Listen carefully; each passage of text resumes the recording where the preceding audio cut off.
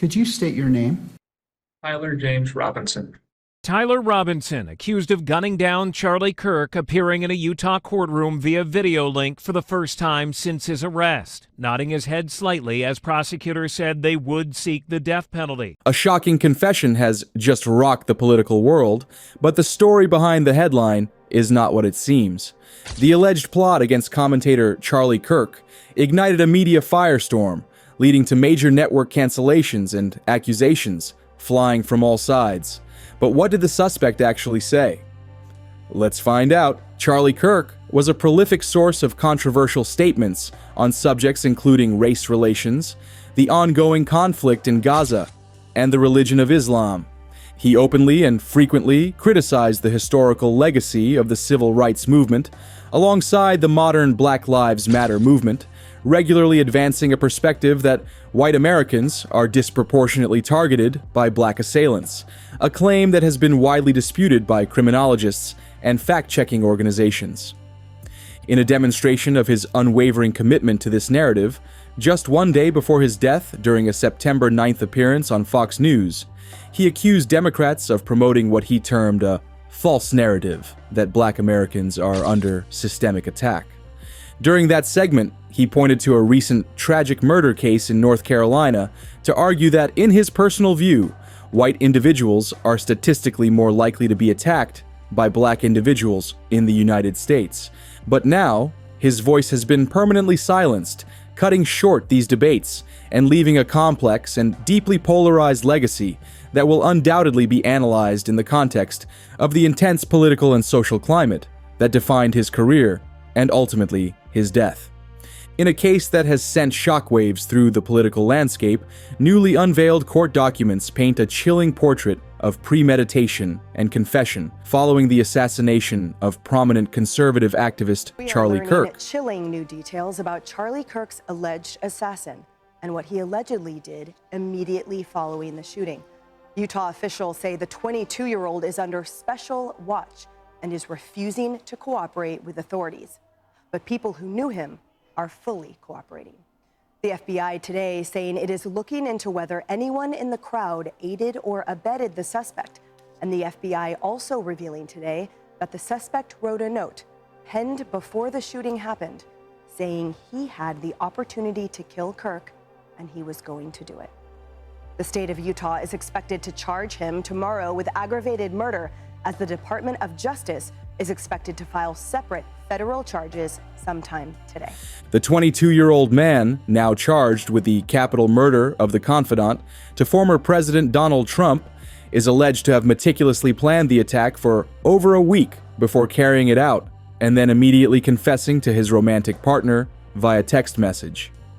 According to the detailed evidence presented by prosecutors, who have announced their intention to seek the death penalty, the events unfolded after Tyler Robinson fired a single, fatal shot from the rooftop of a Utah Valley University building. The vantage point overlooked an area where Kirk was addressing a crowd of approximately 3,000 people on September 10th. In the frantic aftermath of the shooting, investigators state that Robinson sent a series of incriminating text messages to his partner. In these messages, he directed the individual to look beneath a keyboard, where a hidden note was discovered. The note contained a stark declaration stating that the author had the opportunity to take out Charlie Kirk and intended to do so.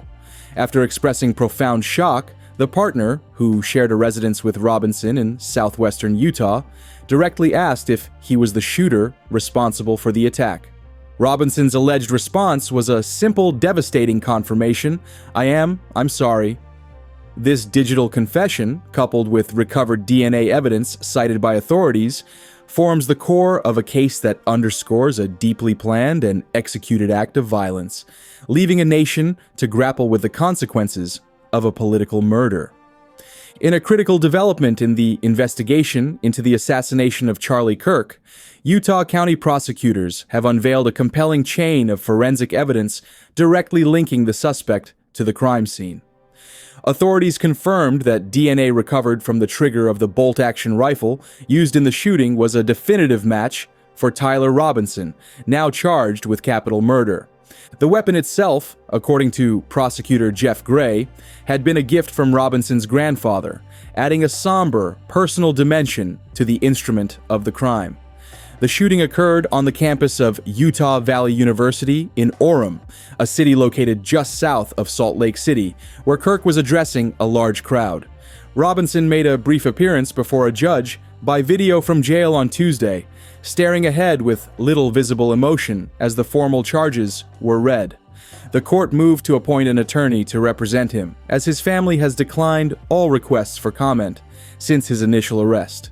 While the case against Robinson appears to be solidifying with a DNA match, the investigation is expanding in scope. Law enforcement officials have confirmed they are actively exploring whether any other individuals had prior knowledge of the plot or may have aided Robinson in carrying out the assassination. Although authorities have not specified if the suspect's romantic partner is among those under scrutiny, they have publicly acknowledged appreciation for the partner's cooperation in providing critical information after the fact. It has been revealed that despite receiving the confessional text messages in the immediate aftermath of the shooting, the partner did not initially contact law enforcement. This delay meant Robinson remained at large throughout the night. This new surveillance video obtained by TMZ also shows the 22-year-old walking to UVU's campus the morning of the shooting, about 4 hours before it happened, wearing a maroon shirt and light-colored shorts. We've also learned the FBI is investigating left-wing groups in Utah to see if they had any kind of heads up about the assassination plot or somehow helped the suspect, since his family told investigators he subscribed to left-wing ideology that had become more extreme over the past couple of years. Here's FBI Deputy Director Dan Bongino. We're looking into everything, Bill. There's not going to be a stone left unturned if there was anyone involved who aided or abetted. I can't say that in strong enough terms. Every single FBI asset on this team is being applied and used in this investigation. The breakthrough leading to his apprehension came the following evening, when his own parents saw the photograph released by authorities, recognized their son, and subsequently took the remarkable step of helping to organize his peaceful surrender. The partner's identity was withheld from the charging documents made public on Tuesday, which contained the detailed narrative of the shooting and the subsequent confession, leaving their role and legal status a subject of ongoing investigation. In a case that has gripped the nation, authorities have yet to establish a clear motive for the assassination of conservative activist Charlie Kirk, though a recently revealed text message from the suspect offers a glimpse into his state of mind. Prosecutor Jeff Gray stated that Tyler Robinson wrote to his partner regarding Kirk, declaring, "I had enough of his hatred." Some hate can't be negotiated out. This message stands in stark contrast to the life of the victim, a 31-year-old father of two who was widely credited with energizing the Republican youth movement and playing a pivotal role in helping former President Donald Trump win back the White House in 2024. Through his Arizona-based organization, Turning Point USA, Kirk mobilized a new generation of young evangelical Christians into political engagement via an effective mix of social media, his popular podcast, and large-scale campus events. The political ramifications of the killing were immediate, with President Trump vowing to crack down on what he termed the radical left and threatening to classify certain groups as domestic terrorists. While court documents confirm Robinson texted about planning the attack for over a week, investigators have not disclosed what those specific preparations entailed. The timing of the shooting has also prompted questions about a potential ideological motive, as Kirk was shot while fielding an audience question that touched upon mass shootings, gun violence, and transgender issues. When pressed on whether Robinson targeted Kirk for his anti-transgender views, Prosecutor Gray declined to speculate, stating firmly, "That is for a jury to decide." A complex picture of the suspect is emerging from the investigation. Robinson was involved in a romantic relationship with his roommate, who investigators have identified as transgender. According to Gray, Robinson's mother told authorities that her son had shifted dramatically to the hard left politically over the past year, growing increasingly supportive of gay and transgender rights. This new worldview reportedly created a rift at home, as the prosecutor noted Robinson and his father held sharply different political views. In a text to his partner, Robinson described his dad as having become a die-hard MAGA supporter. The manhunt for the suspect ended through a dramatic family intervention. When authorities released a photograph of the suspect, Robinson's mother recognized her son immediately. There was a press conference held out in Utah to announce the formal state charges against Tyler Robinson. Here's Utah County Attorney Jeffrey Gray. I am filing a criminal information charging Tyler James Robinson, age 22, with the following crimes. Count 1, aggravated murder, a capital offense, for intentionally or knowingly causing the death of Charlie Kirk under circumstances that created a great risk of death to others. Count 2, felony discharge of a firearm causing serious bodily injury, a first-degree felony. The state is further alleging aggravating factors on counts 1 and 2 because the defendant is believed to have targeted Charlie Kirk based on Charlie Kirk's political expression and did so knowing that children were present and would witness the homicide. The state is also charging defendant with count 3, obstruction of justice, a second-degree felony for moving and concealing the rifle used in the shooting. Count 4, obstruction of justice, a second-degree felony for disposing the clothing he wore during the shooting. His parents confronted him, and at that time, Gray said Robinson expressed a desire to kill himself. Rather than turning him away, the family worked to persuade him to meet with a trusted family friend, a retired sheriff's deputy. This individual successfully convinced Robinson to surrender peacefully to authorities. The arrest was made late Thursday near St. George, the community where Robinson grew up, located approximately 240 miles southwest of the Utah Valley University campus where the shooting occurred. The investigation into the assassination of Charlie Kirk has deepened with the release of further text messages allegedly sent by the suspect, Tyler Robinson, to his romantic partner in the immediate aftermath of the shooting. These communications, detailed in court documents, reveal a calculated effort to manage the aftermath of his actions while expressing a degree of remorse for involving his partner. In one critical exchange, Robinson wrote about his need to retrieve his rifle from what he termed his drop point, but noted that the area had already been locked down by authorities, indicating an awareness of the active manhunt. While the disclosed texts lack specific timestamps, making the exact timeline unclear, they paint a picture of a fugitive grappling with the consequences of his planned attack. In a particularly poignant message, Robinson confessed, "To be honest, I had hoped to keep this secret till I died of old age. I am sorry to involve you," suggesting a long-term intention to conceal his role. These messages form a key part of the expanded charges now filed against Robinson. Beyond the capital murder charge, he also faces counts for the discharge of a firearm, obstructing justice, and witness tampering. Prosecutor Jeff Gray stated that the obstruction and tampering charges are directly linked to Robinson's alleged instructions to his partner. According to the prosecution, Robinson explicitly directed the individual to delete all of their text messages and to maintain silence if questioned by police. This alleged attempt to orchestrate a cover-up from afar adds a significant layer of premeditation to the period following the violent act itself, illustrating a deliberate and continued effort to evade justice and manipulate the investigation. The assassination of prominent conservative activist Charlie Kirk has unveiled a deeply troubling narrative of premeditated violence, pieced together through a combination of digital confessions and forensic evidence.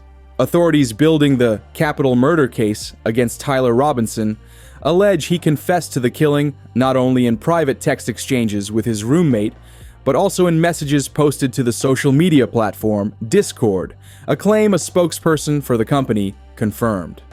The killing, captured in graphic video clips that spread rapidly online, ignited widespread denunciations of political violence across the ideological spectrum, though it also unleashed a predictable wave of partisan blame, raising grave concerns that the murder could itself inspire further bloodshed. According to detailed court filings, prosecutors have outlined a compelling sequence of events that began moments after the shooting. They state that Robinson, who remained at large for over 30 hours before turning himself in, sent a text message instructing his roommate, also described as his romantic partner, who is transitioning from male to female, to immediately drop what they were doing and look under his keyboard. There, the partner discovered a physical note with a chilling declaration: "I had the opportunity to take out Charlie Kirk, and I'm going to take it." In a subsequent text exchange, the partner replied with a question laden with dread: "You weren't the one who did it, right?" To which Robinson allegedly responded, I'm sorry." When pressed for a motive, Robinson's text reply was unequivocal: "I had enough of his hatred." Some hate can't be negotiated out. He further asserted that he had planned the attack for more than a week. Later messages reveal a suspect preoccupied with the practical consequences of his actions, specifically the murder weapon he had abandoned. Robinson expressed regret over not retrieving the rifle he left in a bush immediately after the shooting, noting its deep sentimental value as an item that had belonged to his grandfather. "I'm worried what my old man would do if I didn't bring back Grandpa's rifle," he wrote, adding, "I might have to abandon it and hope they don't find prints." This concern proved to be well-founded, as prosecutors later confirmed that DNA recovered from the trigger of that rifle was a definitive match for Robinson, providing a critical physical link between the suspect and the crime. This commentary consistently placed him at the very center of the nation's most contentious and divisive debates, establishing a public persona defined by provocative stances on a wide range of sensitive issues. On the other hand of the deep political divisions intensified by the recent assassination of Charlie Kirk, late-night television host Jimmy Kimmel directly criticized Vice President J.D. Vance on his Tuesday evening broadcast. The host took issue with the vice president's decision to host the late Turning Point USA Founders podcast from the White House just days after the murder, an act Kimmel characterized as an attempt to capitalize on the tragedy. Kimmel specifically quoted Vance's appearance on the program, in which the vice president stated that most of the lunatics in American politics today are proud members of the far left, a claim Kimmel dismissed in strong terms. The comedian then juxtaposed this statement with references to the January 6th Capitol riot and the calls to hang Mike Pence, questioning the administration's consistency in describing its opposition. Kimmel further elaborated on comments from his Monday show, where he suggested that supporters of the former president were attempting to distance themselves from the alleged assassin, Tyler Robinson, despite assertions from both FBI officials and Utah Governor Spencer Cox that Robinson held a leftist ideology and had undergone significant radicalization in recent years. This perspective was bolstered by FBI Deputy Director Dan Bongino, who stated in a separate Fox News interview that the evidence pointed to an ideologically motivated attack, creating a complex and contentious narrative around the motive and political fallout of the crime. In the somber aftermath of the assassination of conservative activist Charlie Kirk during a campus event at Utah Valley University last week, a moment of unexpected unity emerged from late-night television host Jimmy Kimmel. Following the tragic shooting, Kimmel released a public statement mourning the loss of the prominent political figure, setting aside the sharp political commentary that often defines his show to address the profound human tragedy of the event. On his Instagram platform, Kimmel appealed for a temporary cessation of the angry finger-pointing that had rapidly followed the killing, writing passionately that we should all be able to agree, if only for one day, that it is horrible and monstrous to shoot another human being. Speaking on behalf of his family, he extended love and sympathy to the Kirk family and to all children, parents, and innocent people who fall victim to senseless gun violence, marking a rare pause in the highly polarized national dialogue to acknowledge the shared human cost of such violence before the inevitable political interpretations and accusations resumed their course in the days that followed. In a significant move that has sent ripples through the media landscape, the Nexstar Media Group, one of the nation's largest owners of local television stations, has made the decision to remove Jimmy Kimmel Live from its broadcast schedule for the foreseeable future. The company confirmed that the program will be preempted across its extensive network of hundreds of affiliates, effectively pulling the popular late-night show from numerous local markets. This decisive action comes in direct response to the host's recent on-air remarks concerning a highly sensitive and developing news story. The controversy stems from comments made by Kimmel regarding the alleged assailant in a recent incident involving political commentator Charlie Kirk. In the view of Nexstar's broadcasting leadership, the monologue delivered by the ABC host was profoundly ill-timed and inappropriate. Andrew Alford, the president of broadcasting for Nexstar, articulated the company's position in an official statement, characterizing Kimmel's commentary as offensive and insensitive. The statement further expressed the belief that the views presented do not align with the diverse spectrum of opinions and values held within the many local communities that Nexstar's stations serve.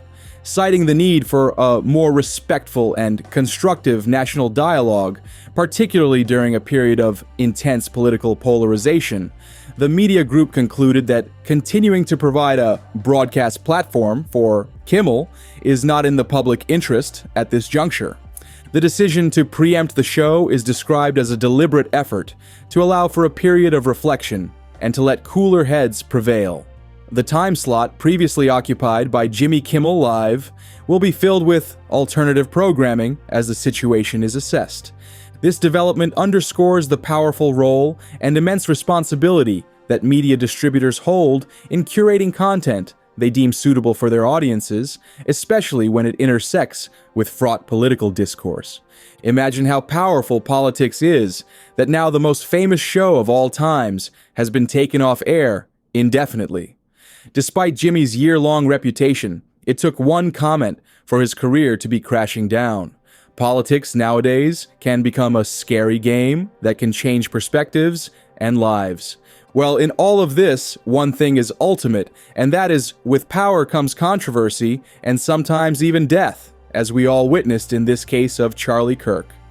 Even now, after his demise, the world has different opinions and comments, some in favor and some against. So where does this leave us? What are your thoughts on this complex story? Share your respectful perspectives in the comments below. And for more deep dives into the stories behind the news, make sure to subscribe.